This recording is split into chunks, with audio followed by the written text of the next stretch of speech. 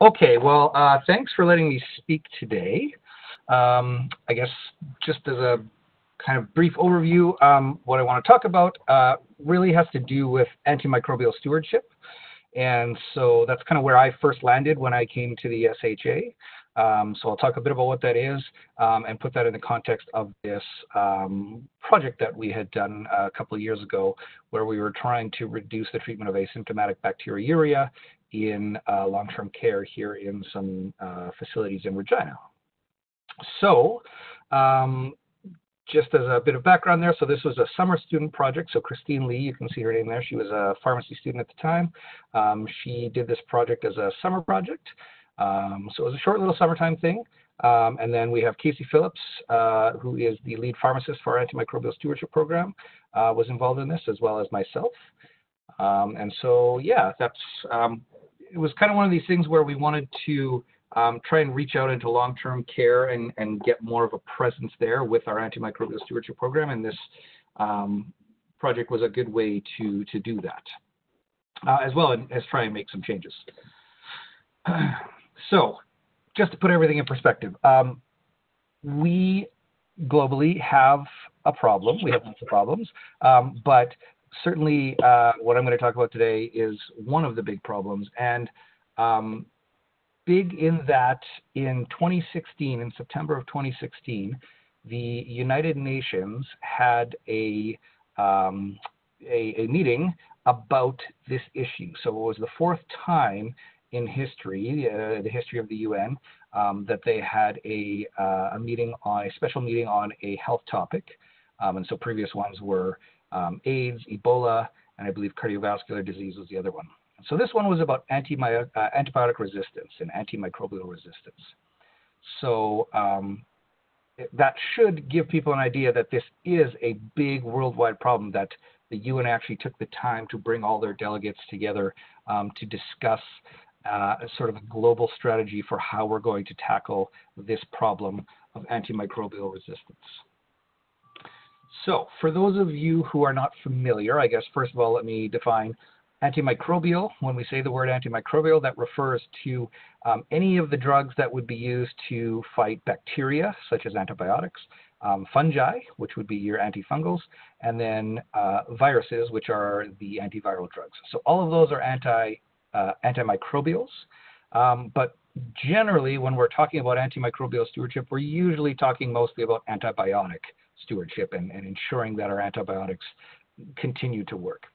And so the reason that that's a problem is because of antibiotic resistance.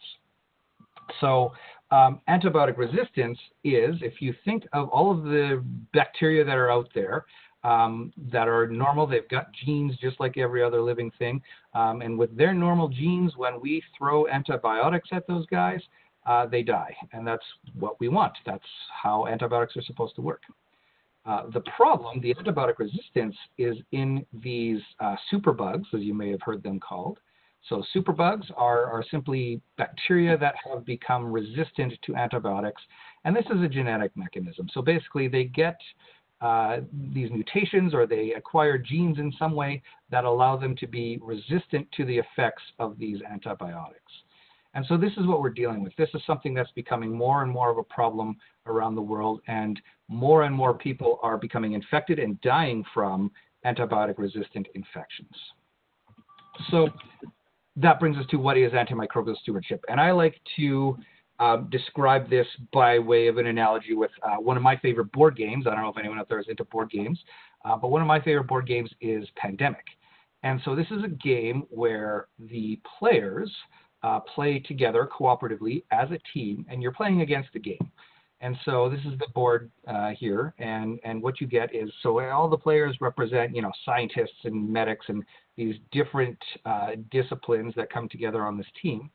And their job is to travel around the world and try and prevent these 4 diseases from essentially taking over and wiping out humanity.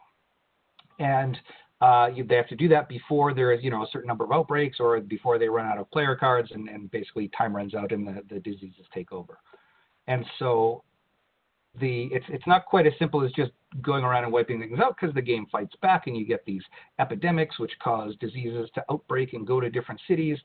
You can have mutations of things that make the diseases harder to kill. So kind of very much akin to what can happen in real life. And so I use this analogy because antimicrobial stewardship programs are working towards similar goals. So we are multidisciplinary teams of experts who are attempting to slow down the development of antimicrobial resistance around the world by promoting the appropriate use of antimicrobials. So while, Casey and I don't get to go jet setting off to, Wuhan province while there's a coronavirus outbreak going on, we still get to work here in Regina to help ensure that people are doing their part to ensure the longevity of the antibiotics and the antimicrobials that we currently have. So our goal for an antimicrobial stewardship program is to establish a collaborative effort among all healthcare professionals to support each other in achieving the best possible outcomes for our patients. So the goal here is to ensure that everyone knows their role in antimicrobial stewardship, whether you're a person who actually prescribes the drugs, like a physician or perhaps a nurse practitioner or a pharmacist, if you're dispensing the drugs, if you're a patient, if you're a patient family member, we all have a role to play in ensuring that we're using antibiotics appropriately. So what does that mean in practice? Well, for prescribers, we basically like to give them a list of 5 questions that they should ask before they prescribe any antibiotic. And the first one there is an antimicrobial or an antibiotic even necessary? And so studies have shown that 30, and these are from the US, big studies that have been done by the CDC, 30 to 50% of outpatient antibiotic prescriptions, so those that would be from like emergency outpatients or from community clinics, 30 to 50% of those antibiotic prescriptions are unnecessary, as in they are prescribed for indications for which an antibiotic is not needed for. So if people have a viral infection, something that antibiotics do not work against viruses, so prescribing an antibiotic for someone who has a cold or the flu, something like that, or a coronavirus, you will not see any benefits from the antibiotic prescription there. And in fact, you're only exposing those patients to the potential hazards of antibiotic use. So we want people to ensure that the antibiotic is needed for the situation in which they're prescribing. And when they do prescribe, we want to make sure that they get the right drug, dose, duration, and route. So ensuring that the bacteria that you're trying to kill aren't resistant to the drug that you're prescribing, making sure you get the right dose to actually be able to kill the bacteria. The duration is another one that has been shown in the literature recently. More and more we're seeing for simple infections, uncomplicated infections, things like an uncomplicated UTI or pneumonia, things like that. Shorter is better with the antibiotic duration. So there's no need to prescribe something for 10 days when you could get away with 5 or 7 days of an antibiotic, which will eliminate the infection just as well. And then you don't have those extra days of exposing the patient to antibiotics that are not needed. And then in terms of the right route, that's just a matter of, are you going oral? Are you doing an IV antibiotic? Those kinds of things. And mostly that's sort of within the hospital environment. So to sort of focus specifically on antibiotics in long-term care, 50 to 75% of long-term care residents receive at least 1 antibiotic each year. And of those, 25 to 75% are considered inappropriate.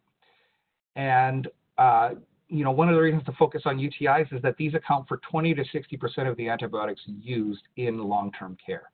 So we've got a sort of vulnerable population who receives a lot of antibiotics. Most of those antibiotics are inappropriately prescribed, and most of the time that is for a urinary tract infection. So one of the things to consider here is the difference between a urinary tract infection and asymptomatic bacteriuria. So if you have a urinary tract infection, you will have, for example, some of the symptoms that are listed on this little card here. So it could be acute dysuria, having pain, having a fever. Then here's your symptoms list, blood in the urine, suprapubic pain, things like that, an increased need to pee, urgency of pee, frequency of pee, increase in incontinence, those kinds of things, and so on and so forth. And so these are the symptoms that you have a urinary tract infection. So you'll have bacteria in your urine, and they're actually harming you. They're causing these symptoms. This is different from asymptomatic bacteriuria, where you will have bacteria in your urine, but you're asymptomatic in that you don't have the same symptoms.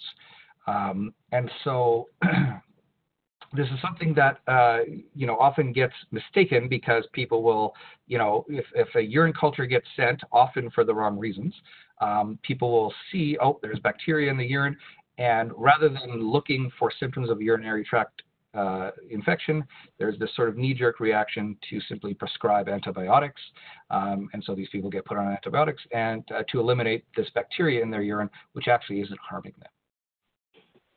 So this actually, what you see on the screen here is an example of a two-sided little pocket card that Christine had developed during this research project, that we actually handed out to staff at these long-term care facilities to help them remember what the diagnostic criteria are for a urinary tract infection. And if they're not meeting those criteria, or just sort of in other ways to diagnose if they have asymptomatic bacteriuria, and when are the times that you would want to send a urine culture and treat with antibiotics. So that's just sort of some of the information that's here. So there are guidelines for this kind of stuff. So when it comes to asymptomatic bacteriuria, treatment of ASB is not recommended except for a couple situations. One is during pregnancy, which for long-term care folks doesn't usually tend to be an issue, or if you're undergoing a urologic procedure. So those are really the only two times that there are potentially or maybe benefits for treating asymptomatic bacteriuria over leaving it alone. And so when you look into the literature, if you treat people with asymptomatic bacteriuria, you do not see any decreased mortality or morbidity. You do not see prevention of symptomatic UTIs. So some people think that, oh, well, if I don't treat this asymptomatic bacteriuria, then it's going to develop into a symptomatic UTI later on. You don't see that. And what you do see if you treat people with asymptomatic bacteriuria is recurring infections with more resistant bacteria. You see adverse drug reactions, and you see C. difficile infections. So this is a bacterium that can cause diarrhea to the point that you can die from it. So it's a very difficult infection to get rid of, and something that we don't want to be causing in people who simply have bacteria in their pee in the first place. So as I mentioned, there are guidelines for this. So the Infectious Diseases Society of America, the IDSA, has guidelines.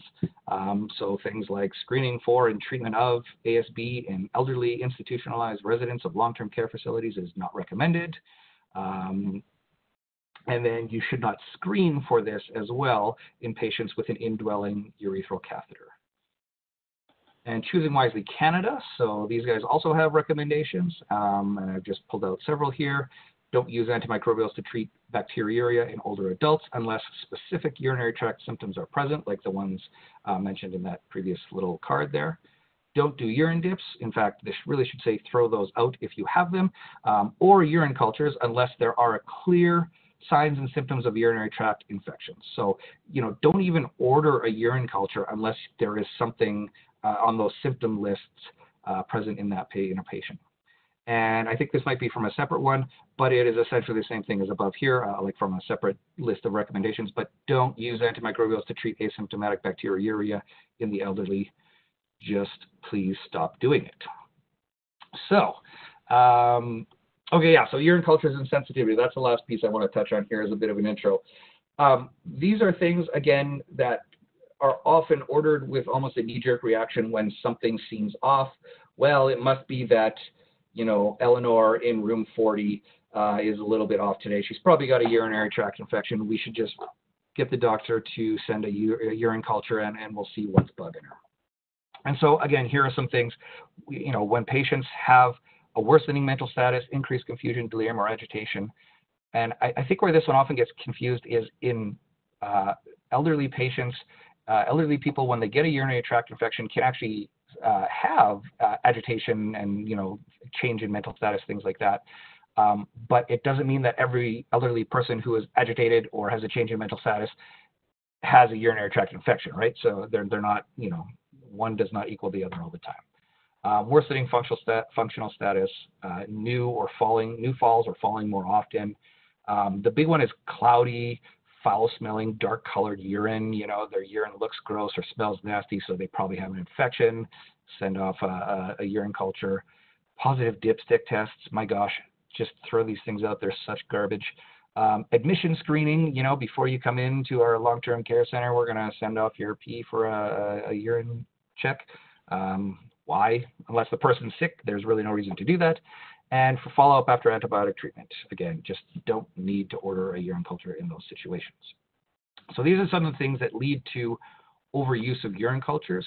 And then, so like I said, where this ties into asymptomatic bacteriuria, if you order a urine culture on a patient who is otherwise asymptomatic, and it comes back positive, it's very difficult for doctors, especially in long-term care where they're not necessarily coming to see the patient, it's very difficult for them to not prescribe something because they see there's bacteria in this person's urine. I guess we'll start them on a 7-day course of whatever antibiotic. So it's the unnecessary ordering of urine cultures that leads to these positive urine samples, but not necessarily positive in terms of having a urinary tract infection, but the patients end up getting treated anyways for their asymptomatic bacteriuria, which is not harming them anyways. So there's kind of a cascade of effects. And so what we wanted to do then was see if, with our intervention, if we could simply do a little educational piece with some of these long-term care centers to reduce the treatment of asymptomatic bacteriuria in long-term care, through reducing unnecessary urine cultures and then reducing the actual treatment of asymptomatic bacteriuria by taking a second look at those symptoms. So that's what this is. So it's published in BMJ. We published it in the fall or late fall of 2018, so you can have a look at that. It's open access, and you can download the paper there if you like. So basically what we did, this is a prospective chart audit that went over the summer of 2017. We had 7 long-term care facilities in Regina that were a part of this study. And chart audits were performed on all residents who had a positive urine culture. So the laboratory here in Regina sent us a list every day of anyone who'd had a positive urine culture. And then that way Christine could go in and audit those charts. The educational sessions and the tools that were developed were made available to all clinical staff at all 7 of the participating long-term care facilities. So the intervention itself was a 15-minute, essentially didactic presentation, and it was provided to the long-term care facility staff. It outlined kind of what I've gone through already, the harms of unnecessary antibiotic use, what antibiotic resistance is, as well as the diagnostic criteria of a urinary tract infection. And so these sessions were complemented with posters and the pocket cards that I showed you that summarized the UTI diagnostic criteria so that they could put these up around the long-term care homes, give the pocket cards to the clinical staff so that everyone was becoming educated about the topic. So one of the pieces for us here was that we wanted to ensure that we were, that there was some evidence base behind the things that we were trying to do. So out of the behavior change taxonomy, which is from this reference down here, there were several pieces that we pulled out that we were going to try and use.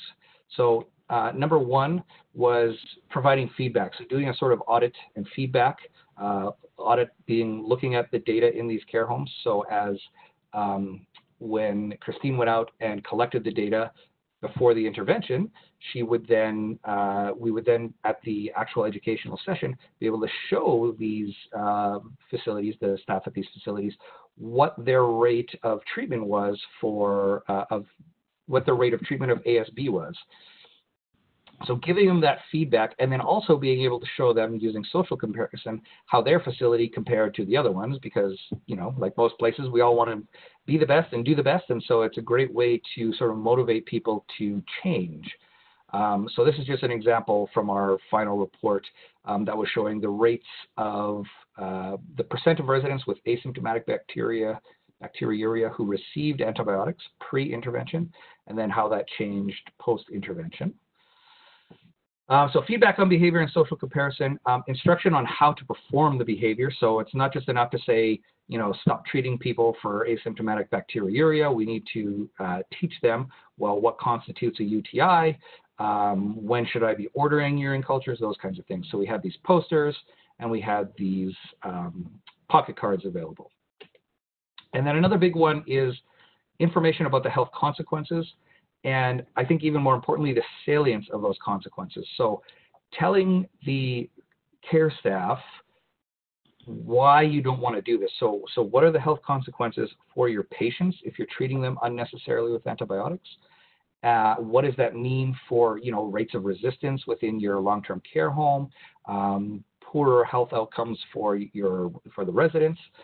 And then the salience of the consequences is really trying to bring that point home about what does this mean for you. And so tying that into the larger community that, you know, this is promoting when we're using these antibiotics unnecessarily, we're promoting antibiotic resistance within our community. And therefore, we're all more likely to be exposed to antibiotic resistant bacteria. So really, like I said, we try to use some evidence-based to when we were designing this intervention to make sure that we were doing things that were more likely to work right off the bat, rather than just, you know, well, it sounded like a good idea, so let's go for it, that kind of thing.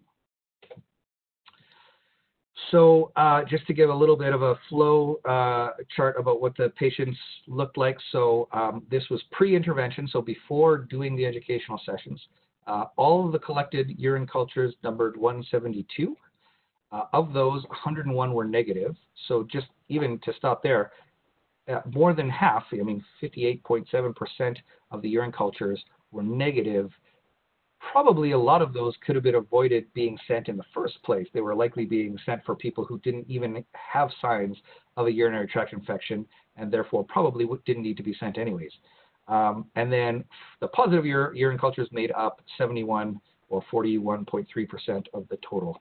So these were the ones that were audited. These are the ones that Christine went out to the different long-term care homes and looked into the patient charts and tried to further identify whether or not they would be included in our study criteria. So 62 of those 71, or 87%, were included in our analysis.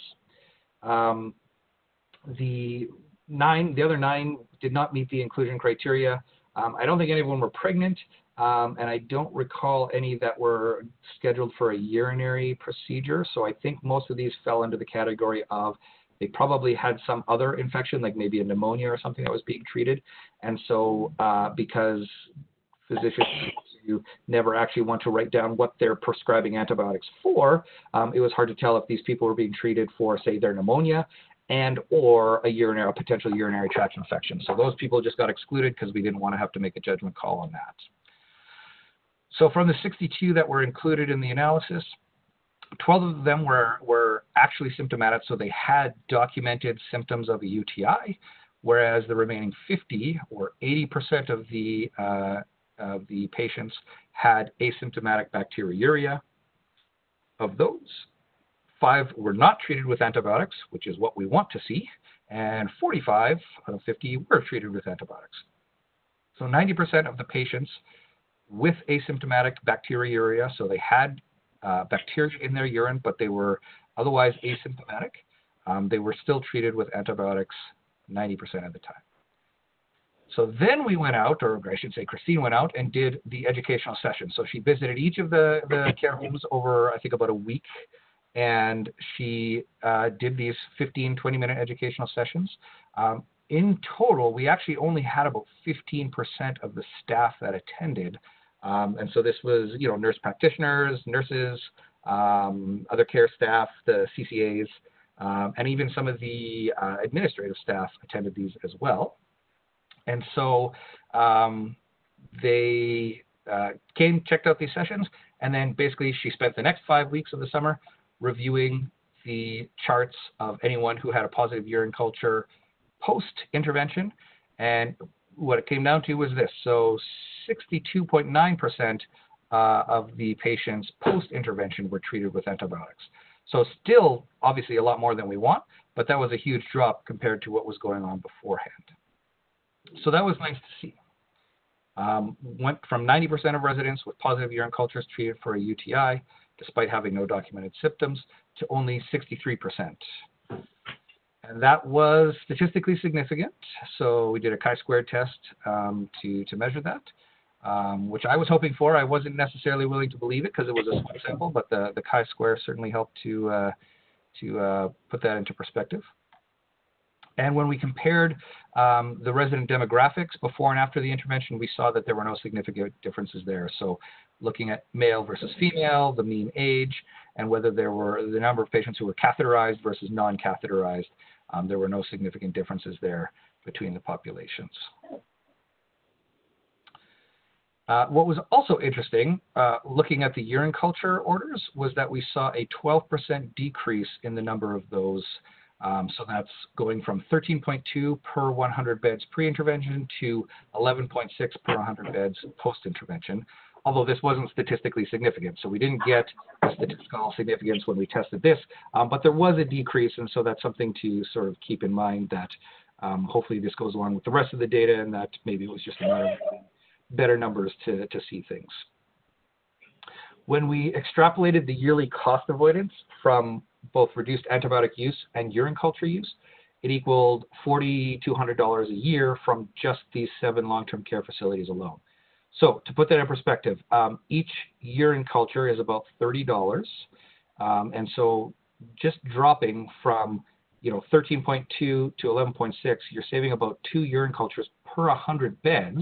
So if you add up all of the long-term care beds sort of across Saskatchewan, there's a lot of money that can be saved just by not using unnecessary urine cultures. And when you don't send unnecessary urine cultures, you're less likely to be treating people for asymptomatic bacteriuria, which means you're reducing your cost of antibiotics as well, which went from $285 pre-intervention. So this is the number of antibiotics. That's the cost of each antibiotic. So that's the total cost of those treatments pre-intervention, and then what it was post-intervention.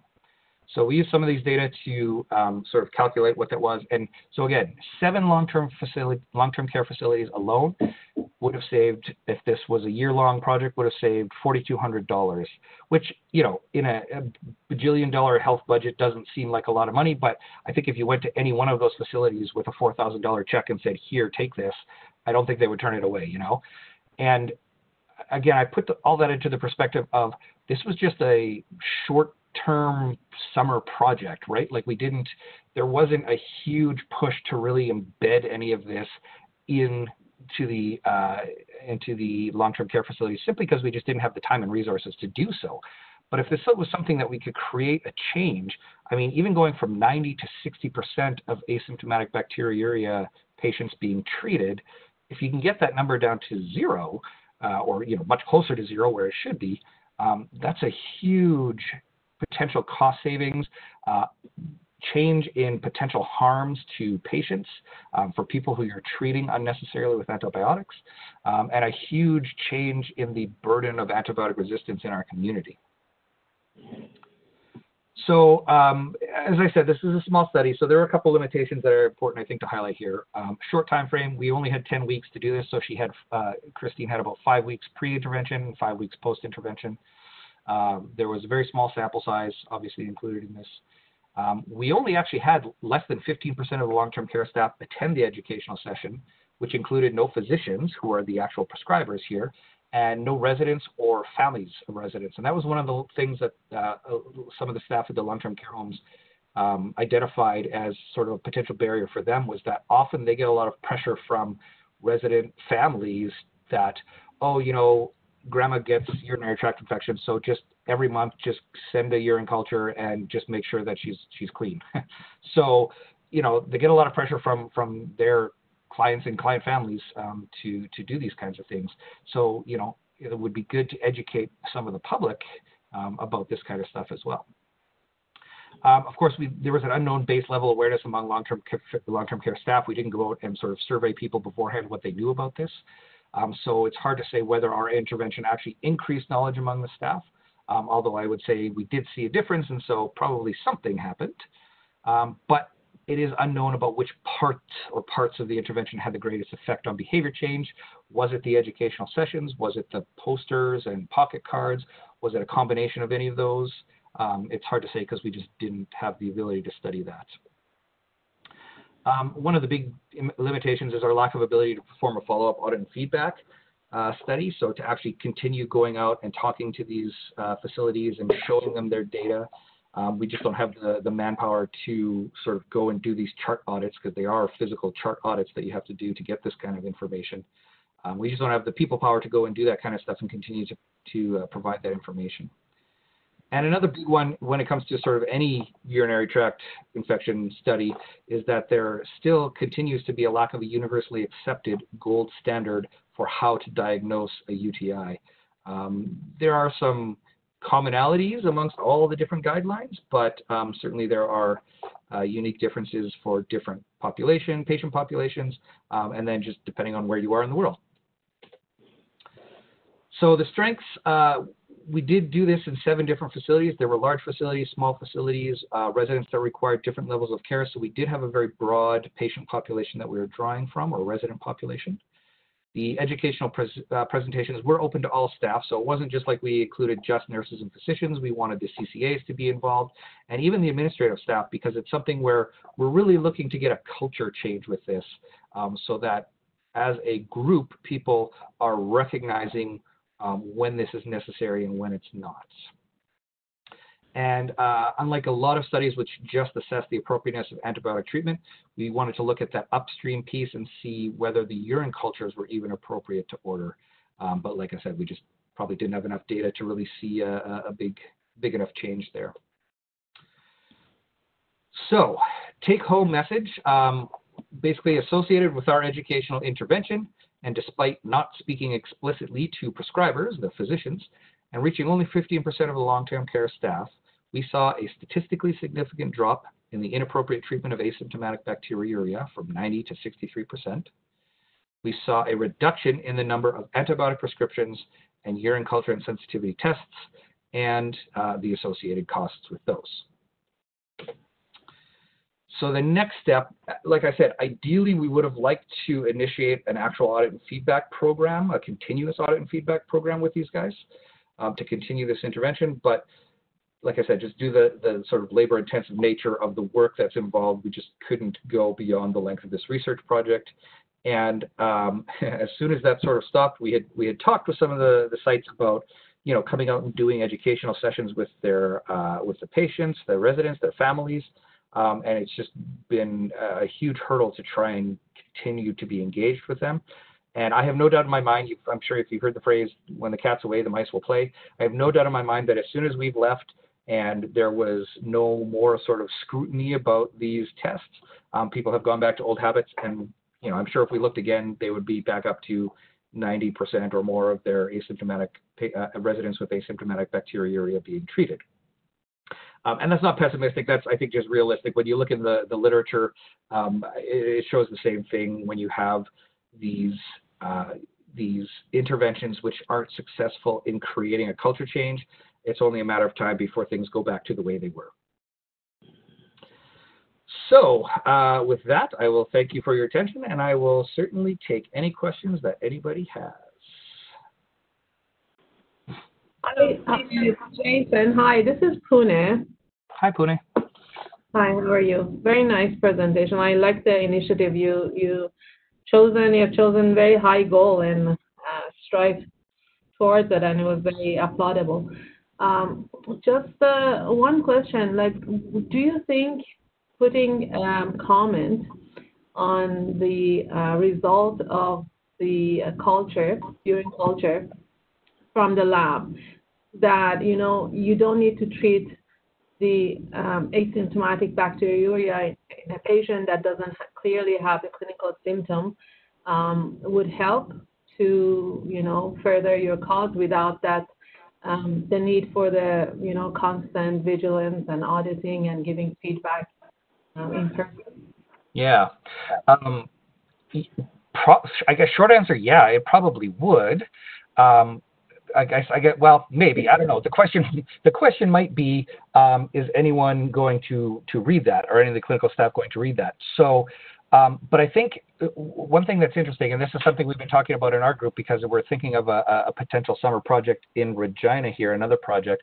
But Jerome Lease and his group at Sunnybrook Hospital in Toronto back in 2014, I think the paper was, they actually, in their acute care setting, stopped automatically reporting urine culture results for non-catheterized patients at that institution. And over the sort of 8-week period that they had done that, and so the idea was, if you wanted to get your urine culture results, you had to call in to the lab and ask for your results. And this was because the vast majority of these people, if they have bacteria in their urine, it's likely asymptomatic bacteriuria, and they're not symptomatic with a UTI anyways. So that's something that we're considering doing, is basically what you're saying, changing the approach from the laboratory side to see if we can sort of force a behavior change that way by simply not providing that cue of, okay, you've got bacteria in the urine, so now what? And so rather than sort of forcing them to think through on sort of the front end about, should I even send a urine culture, that kind of thing. Sure, go ahead, send your urine culture, but we're not going to give you the results unless you call for it. And they're probably not going to call for it unless they start to see symptoms of a urinary tract infection. And so I think their approach there was to put in the place of the urine culture results, they say, kind of exactly like you said, most of these things are asymptomatic bacteriuria or don't need to be treated. If you need your results, please call into the laboratory. Mm-hmm. Yeah, I hope you don't come across lots of resistance in that case, because it's going to be. Well, we either get resistance from the people or resistance from the bacteria. So either way, I think it's a fight. Thank you. Yeah. Yeah, Jason, it's Deborah here. Just curious, when you talked about sort of the challenges that you're facing in connecting on a continued sort of manner with the long-term care facilities, or like the challenge of being able to kind of carry this forward. And I guess I was curious, are these kinds of results and things that you're looking at, how are they shared, I guess, with the leadership, and where could you be garnering some support for things like this that have obviously had some positive impact in terms of appropriateness? And so I was just curious. Yeah. So the report, Christine wrote a sort of summary report at the end of her project, which we shared with all of the leadership within the long-term care facility. So it went to their directors or managers, whichever people we had sort of been in contact with throughout that summer.